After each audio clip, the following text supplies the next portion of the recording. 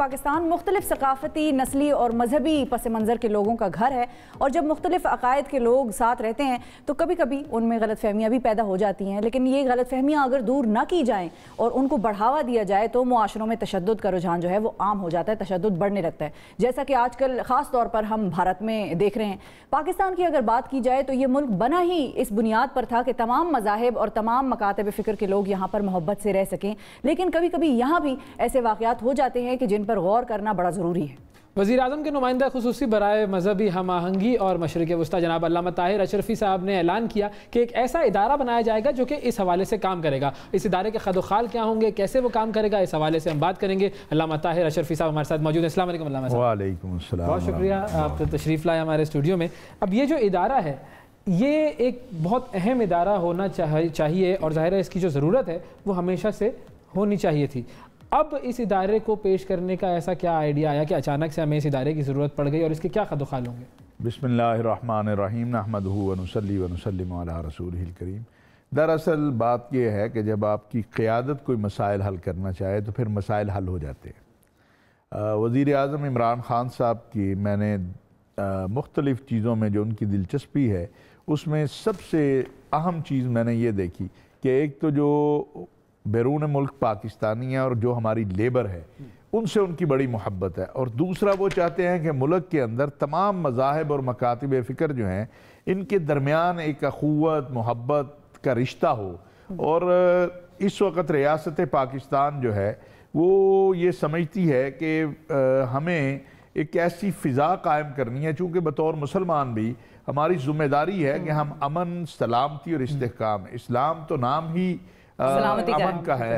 اور مجھے تقریباً 10-15 سال پہلے ایک بہت بڑا اجتماع تھا بنگلہ دیش میں، تو وہاں کے جو اقلیتی امور کے وزیر تھے وہ ہندو تھے۔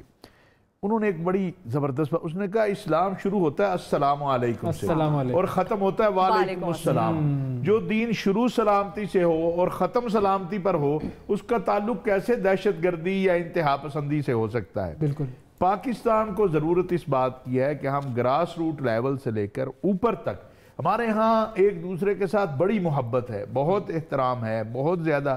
ایک آدھ واقعہ ہوتا ہے اس سے ایسا لگتا ہے کہ جیسے، اور پھر پراپوگنڈا بہت ہے، اس کو انٹرنیشنل میڈیا ہائی لائٹ اس طریقے سے کر رہا بالکل۔ میں آپ سے گزارش کروں کہ پچھلے 3 ماہ کے دوران میں بالکل پوری دنیا سے اس وقت جو ہے اور عالمی میڈیا سب سے کہا کہ لائیے ہمارے 3 ماہ کے دوران واقعات بتائیں کہ کوئی ایسے جیسا ہندوستان ہم دیکھیں آپ، وہاں روزانہ کی بنیاد پر چرچ جل رہے ہیں، روزانہ کی بنیاد پر مندروں، جو نچلی ذات کے ہندو ہیں ان کے مندر، مسجدیں، علماء، مسیحی لیڈرشپ کوئی محفوظ نہیں۔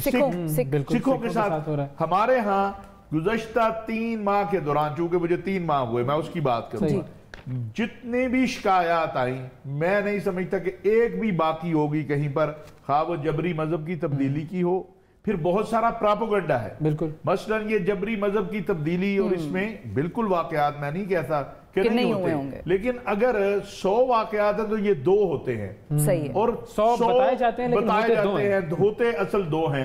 اسی طرح اقلیتیں کہ جی بڑا ظلم ہو رہا ہے، بھئی کہاں ہو رہا ہے؟ آپ کو میں بتاؤں کہ ہمارے ہاں تو اب نظام ماشاءاللہ ہم نے اتنا زبردست کیا کہ جب میں آیا تو ہفتہ 2 ہوئے تھے تو مجھے لاہور سے اطلاع ملی کہ کوئی مسیحی 6 ورکرز جو ہے ان پر الزام لگا ہے کہ توہین رسالت انہوں نے کی ہے۔ ہم نے متحدہ علماء بورڈ کے علماء سے، اس میں ہمارے ڈاکٹر راغب نعیمی صاحب ہیں، بڑے بڑے علماء ہیں اس میں، ہم نے جب اس پر مشاورت کی، مولانا محمد حسین اکبر ہیں، مولانا سرفراز اوان ہیں، جب ہم نے دیکھا تو وہ مسئلہ ہی نہیں تھا۔ تو وہ 6 مسیحی ورکرز اپنے گھروں میں اب آرام سے رہ رہے ہیں، معاملہ ہمارے وکلاء نے اس پہ ہمارا ساتھ دیا، اور تو یہ کوئی نہیں بتائے گا کہ پاکستان کے اندر علماء نے، تمام مکاتب فکر کے علماء نے مل کے 6 جانوں کو محفوظ بنایا۔ یہ کوئی بات نہیں کرے گا، کوئی رمشا مسیح کی بات نہیں کرے گا جو ایک ڈاؤن سنڈرم بچی کو یہاں پاکستان علماء کونسل اس کی مدعی بنی اور وہ محفوظ ہوئی، اپنے گھر گئی۔ اگر ایک واقعہ، پھر یہ کرک کا واقعہ آپ دیکھیں کہ سب سے پہلے اس پر علماء کا رد عمل آیا، اور آج یہ میں کوئی ایک مجرم بھی ایسا نہیں ہے جو گرفتار نہ ہو، سب گرفتار ہوئے، اور سپریم کورٹ نے بھی حکم دیا، لیکن اس سے پہلے वज़ीर आज़म पाकिस्तान कह चुके थे कि मुजरिम भी गिरफ्तार होंगे और कमेटी बनाई दोबारा तामीर जो है, क्योंकि देखें इस्लाम जो है उसने गैर मुस्लिमों के हकूक का तहफ़्फ़ुज़ का जो हमें हुक्म दिया है, ये तो रसूलुल्लाह सल्लल्लाहु अलैहि वसल्लम ने जो मसीही नजरान के मसीहियों के साथ मुआहिदा किया उसमें उनकी इबादत गाहों से लेकर हर चीज का तहफ़्फ़ुज़ है। और अगर वो जिम्मी है तो हमारी जिम्मेदारी है ना। देखें बात ये है कि पहली बात तो ये है कि अगर आप जिम्मी पर भी आ जाए तब भी जिम्मेदारी है, लेकिन यहाँ जो रह रहे हैं गैर मुस्लिम वो तो आपके साथ एक मुआहिद के तौर पर है, उनके साथ आपने एक मुआहिदा किया है। और ये पाकिस्तान बनाने में जहाँ मुसलमानों का एक बहुत बड़ा किरदार है, वहाँ ये पंजाब जो आपके पास है, यहाँ तो 2 गैर मुस्लिमों के वोट से ही आपका हिस्सा बना था। तो आपको जो मुआहिदा है, और कुरान कहता है कि वाउफू बिलाहद इन्ना लहद कान मसूला, वादों को पूरा करो, वादों के बारे में पूछा जाएगा। तो हमारे जो गैर मुस्लिम भाई हैं पाकिस्तान में, फिर उनकी बेटियां, मैं आज आपके वो हमारी बेटियां हैं, उनका तहफ़्फ़ुज़ हमारी जिम्मेदारी है। जिस तरह मेरी बेटी है उसी तरह यहाँ पर किसी हिंदू और मसीही और किसी सिख या और अक़लियत की जो रहने वाले हैं उनकी बेटियां भी उसी तरह बेटियां हैं इस कौम की। तो मौलाना साहब अब यहाँ पे ये सवाल है कि ये जो काउंसिल्स आप लोग बनाएंगे ये काम किस तरह से करेंगी, कहाँ कहाँ ये वाक़ होंगी, कौन कौन से शहरों में, और इनसे फिर कैसे ये हमाहंगी फैलेगी? और देखिए अगर आप यूनियन काउंसिल लेवल पर ये 20-25 लोग जो हैं जो मुख्तलिफ मज़ाहिब और मकातिब फ़िक्र के होंगे, इनको आप जमा कर दें तो आपके ये जो मसाइल रोज आपको प्रोपेगेंडा मिलता है ये खत्म हो जाएगा। जब एक महल्ले के रहने वाले मुख्तलिफ मज़ाहिब और मसालिक के लोग आपस में अपने मसाइल को, रिमशा मसीह कैसे बची थी कि एक माफिया था जो जमीन पे कब्जा चाहता था, वो लकड़ियां भी ले आया था, पेट्रोल भी ले आया था उस बच्ची को जलाने के लिए, लेकिन उस महल्ले के लोगों ने कहा कि नहीं भाई कानून मौजूद है। मैं इसीलिए कहता हूं कि ये जो 295C नामूस रिसालत के तहफ़्फ़ुज़ का कानून है, ये इतना कीमती है कि इसने कई 100 जानों को महफूज बनाया है। एक जान भी बड़ी कीमती है, इसने तो बहुत सी जानों को हाँ, अगर कोई इसका गलत इस्तेमाल करता है तो हम मौजूद हैं, हमारा दफ्तर मौजूद है।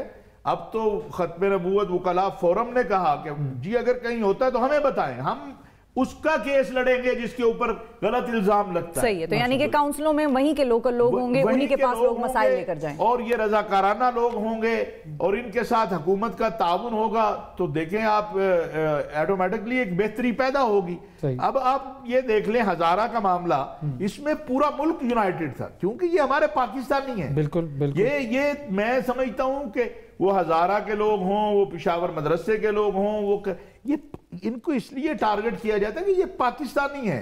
पाकिस्तान असल टारगेट होता है और हमारा दुश्मन बड़ा वाज़ेह है। हमने एक बहुत बड़ी जंग जीत ली है, वो जंग जिससे इराक तबाह हुआ, जिससे शाम तबाह हुआ, लीबिया तबाह हुआ, हमारी फौज और कौम ने। ये क्रेडिट जब हम बात करते हैं तो हम उन शुहदा को भूल जाते हैं जो हमारे पुलिस वाले लाहौर मार रोड पे खड़े थे, खुदकश हो गया, 39 शहीद हो गए। हमारे एसपी, हमारे कर्नल, हमारे मेजर, हमारे कैप्टन, जिन्होंने अपनी जानें कुर्बान करके इस फौज, इस मुल्क के सलामती के इदारों और इस मुल्क के पुलिस, रेंजर, इन सब ने अपनी जानें कुर्बान की। इस कौम ने, मैं वो बच्चे कैसे भूल जाऊं जो एपीएस में शहीद हुए, मैं परेड लाइन के उस बच्चे को कैसे भूल जाऊं कि छोटे बच्चे को बड़ा भाई कह रहा है, छोटे की उम्र है 4 साल और बड़े की उम्र है 6 साल, वो कह रहा है भाई लेट जा, और वो कहता है ये बच्चों को नहीं मारते, और वो गोली उसके सीने में लगती है। वो फौजी का बेटा था, वो एपीएस में फौजियों के बेटे थे। ये कहना कि यहाँ मौलवी का बेटा भी ज़िबा हुआ, फौजी का बेटा भी ज़िबा हुआ, प्रोफेसर का बेटा भी ज़िबा हुआ, पार्क में खेलते हुए मासूम हमारे मसीहियों के बच्चे, हम सब इसका निशान। लेकिन ये एक मजबूत कौम थी। जब कुछ लोग बात करते हैं ना कि वो जी फलां नाराज हो जाएगा, फलां नाराज हो जाएगा, पाकिस्तान का क्या होगा, मैं कहता हूँ पाकिस्तान एक हम मजबूत कौम है, ये हमारा मजबूत मुल्क है, हम एक मजबूत फौज रखते हैं। हर वक्त अपने आप को मस्कीनों जैसी सूरत हाल में मत रखें। आप ताकतवर मुल्क हैं, आपने बहुत बड़ी दहशतगर्दी को शिकस्त दी। तो मौलाना साहब यहाँ पे आपने जब कहा कि हर वक्त ये इस चीज से ना घबराया करें कि आप जैसे बहुत कमजोर हैं, तो एक और प्रोपेगेंडा भी बड़ा होता रहा है पिछले दिनों में मशरिक़ वस्ता के हवाले से, और हमारे दोस्त और सऊदी अरब, और वो तो नाराज हो गया, उसने हमसे पैसे वापस मांग लिए, कर्जा हमने लौटा दिया, ओहो सऊदी अरब की नाराजगी मोल ले ली। ये भी एक चीज हुई है, इसके हवाले से कुछ कहें क्योंकि आपके तो डेजिग्नेशन में भी ये नाम आता है, मशरिक़ वस्ता आता है। चीन और सऊदी अरब दो हमारे ऐसे दोस्त हैं کہ جن کو بار بار آزمانے کی ضرورت نہیں ہے. ہم دونوں طرف مشکلوں کے ساتھی ہیں. کبھی کبھی تو زیادہ دوستی دکھا دیتے ہیں ہمارے لیڈران, وہاں چلے جاتے ہیں پھر پناہ لینے کے لیے. دیکھیں وہ بھی ہم کہتے ہیں, وہ بھی مطلب زیادہ ہو جاتی ہے دوستی. یہ بھی آپ کو میں عرض کروں کہ یہ تاثر بھی غلط ہے. کبھی کسی عرب ملک نے ہمارے سیاسی معاملات میں مداخلت نہیں کی, لیکن جب ہم خود جا کر کہیں کہ جی مہربانی کریں اور ہمیں پناہ دیں, ہماری جان چھڑائیں, سیٹلمنٹ تو کروائیں, پھر بعض اوقات وہ کہہ دیتے ہیں کہ یار اگر آپ کے ملک کے مفاد میں ہے تو آپ یہ کر لیں. اب معاملات سیٹل چل رہے ہیں ان سے. دیکھیں ہمارے تعلقات الحمدللہ بہت بہتر ہیں, اور عمران خان صاحب کے دور میں ان تعلقات کو ایک نئی جہت ملی ہے جو پہلے نہیں تھی. وہ ہے معاشی اور اقتصادی طور پہ آگے بڑھنے کی. پہلے تعلقات مذہبی ہمارے سعودی عرب سے تو ہمارا عقیدت ہے, مکہ مدینہ ہے, ارض حرمین شریف ہے. اب ہم اقتصادی طور پہ, معاشی طور پہ, سیاحتی, ثقافتی, ابھی آپ دیکھیں گے انشاءاللہ یہ 2021 جو ہے یہ پاکستان کے عرب اسلامی دنیا سے تعلقات کے عروج کا سال ہوگا. ابھی انشاءاللہ تعالیٰ توانائی کے جو منسٹری ہے سعودی عرب کی, اس کے وفد آ رہے ہیں, اور بہت سارے امارات سے آ رہے ہیں, قطر سے سارا. اور دیکھیں ہم کیا چاہتے ہیں, پاکستان کا ایک موقف ہے, عمران خان صاحب کا ایک موقف ہے کہ ہم نے امت کو جمع کرنا ہے, امت مسلمہ کو ایک کرنا ہے, ہم نے OIC کو مضبوط بنانا ہے. لیکن ایسے لیڈران کو ویسٹ کوئی زیادہ پسند نہیں کرتا جو یہ بات کرے کہ ہم نے امت کو جوڑنا ہے. دیکھیں میں آپ کو عرض کروں کہ جس شخص کا نام عمران خان ہے نا, میں نے جو اس کو قریب سے دیکھا, میں ویسے خان صاحب سے میرا تعلق 35 سال سے ہے, کیونکہ میں بھی مدرسے سے بات آپ بھی طریقہ انصاف کے نہیں, طریقہ انصاف نہیں, لیکن میں کرکٹ کھیلنے جاتا تھا تو کبھی کبھی خان صاحب وہاں آتے تھے. پھر اس کے بعد عمران خان صاحب اللہ پر توکل کرنے والا آدمی ہے. ایک جملہ میں سب کو کہتا ہوں, یہاں بھی کہنا چاہتا ہوں, دنیا کہتی ادھر سے پریشر ادھر سے پریشر, اسرائیل کا معاملہ, عمران خان سے کوئی کہتا ہے نا کہ جی یہ تعلقات, تو وہ کہتا ہے اللہ کو کیا جواب دیں گے. جس شخص کا توکل, یہ ٹھیک ہے بہت سارے مسائل ہیں, ہم بھی جب نہیں تھے تو ہم کہتے تھے ہوتا کیوں نہیں, بہت ساری چیزیں ہیں, لیکن عمران خان کی اول و آخر خواہش یہ ہے کہ یہ امت جب متحد ہو جائے گی, ہمارے سارے مسئلوں کا حل, وہ انتہا پسندی ہے, وہ دہشت گردی ہے, وہ فرقہ وارانہ تشدد ہے, مسئلہ کشمیر ہے, فلسطین ہے. آج فلسطین کے اندر, الاقصی کے اندر دعائیں ہو رہی ہیں کس کے لیے؟ پاکستان کے لیے, عمران خان کے لیے, پاکستان کی فوج کے لیے. کیوں ہو رہی ہیں؟ وہ کہتے فلسطینی صدر کا خط پڑھیں, وہ کہتے ہیں ہمیں فخر ہے کہ عمران خان تم نے جو موقف اپنایا ہے. بالکل. اب ہماری جو آپ کی اچھی چیزیں ہیں, پاکستان بہت اچھا ہے, ایک آدھ واقعہ ہو جاتا ہے, بالکل دنیا میں ہو جاتا ہے. میں دیکھیں پاکستان اور ہندوستان کا آپ جب مرضی بیٹھ کے موازنہ کر لیں, الحمدللہ ہمارے ہاں ہماری اقلیتیں بھی محفوظ ہیں, ہماری اکثریت بھی محفوظ ہے, ہماری مساجد بھی کھلی ہیں, ہمارے یہ حکومت مساجد و مدارس, عقیدہ ناموس و رسالت و عقیدہ تحفظ ختم نبوت کی چوکیدار ہے. اس جیسی چوکیداری نہ پہلے کے بھی کسی نے کی ہے, آگے کا ہمیں پتہ نہیں ہے, وہ اللہ بہتر جانتا ہے. بہت شکریہ ادا کریں گے طاہر اشرفی صاحب, وقت دیا آپ نے.